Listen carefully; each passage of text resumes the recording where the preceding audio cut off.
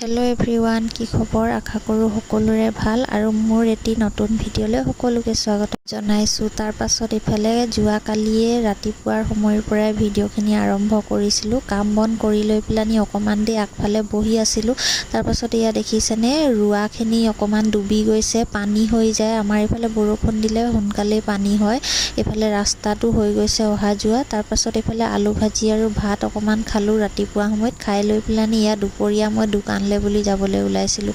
তাৰপাছত এইফালে যাবলৈ লওঁতে জবা ফুল দেখিলোঁ। জবা ফুল কাৰ কাৰ ভাল লাগে, মোৰ কিন্তু ভাল লাগে দেই। তাৰপাছত এইফালে মই এইফালে আহি লৈ মই তিনিআলি পাই গ'লোঁ। তিনিআলি পাই পেলানি মানুহজনৰ কাৰণে কিবা এটা ল'লোঁ। 20 টকা মোক সদায় খাবলৈ দিয়ে, সেই 20 টকাৰে 10 টকা মানুহজনৰ কাৰণেও ল'লোঁ, মোৰ কাৰণেও ল'লোঁ।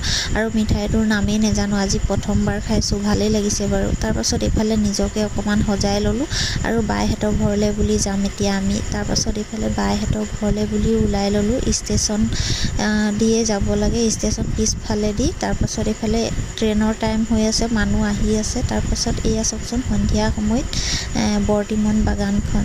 তাৰপাছত আহি লৈ পেলানি আমি অকণমান দেৰি বহিলোঁ। বহি পেলানি ঘৰলৈ যাওঁতে আমাক বৰষুণেই পালে আৰু ভিডিঅ'টো আপলোড কৰিব পৰা নাই। যোৱাকালি মোবাইলটো ভাল কৰি আনিছিলোঁহে আৰু কিবা নহওক কিবা এটা মানে বেমাৰ থাকেই আৰু